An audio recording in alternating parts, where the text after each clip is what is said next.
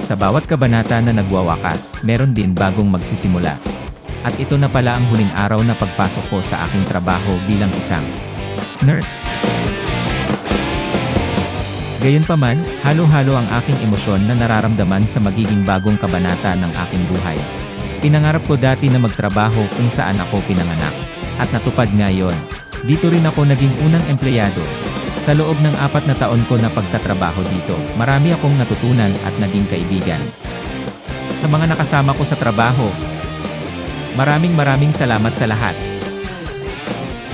Ingat lagi at good luck sa mga kanya-kanya nating pangarap sa buhay na sana matupad din balang araw.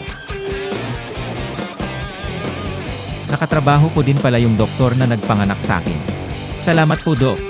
Kakaibang experience at fulfillment ang maging isang nurse lalo na sa ating bansa, at lagi ko yon ipagmamalaki.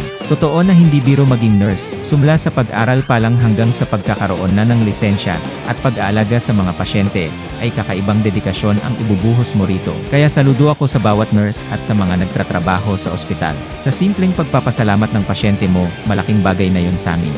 Lahat naman tayo meron iba pang pangarap na gustong tuparin, meron pa tayo ibang passion on na nagpapasaya sa atin. Sabi ni Glock 9, mahal ko ang aking napag-aralan at propesyon, ngunit may ibang ambisyon lang akong gusto pang abutin, at darating din ang araw na babalik din ako sa kung ano ang tinapos ko. Kung mangyayari man yun, gusto kong magpasalamat ng lubos, dahil tinupad niyo ang pangarap ko.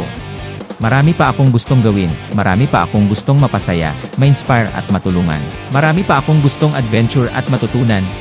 Kaya tara, samahan niyo ako sa aking bagong kabanata.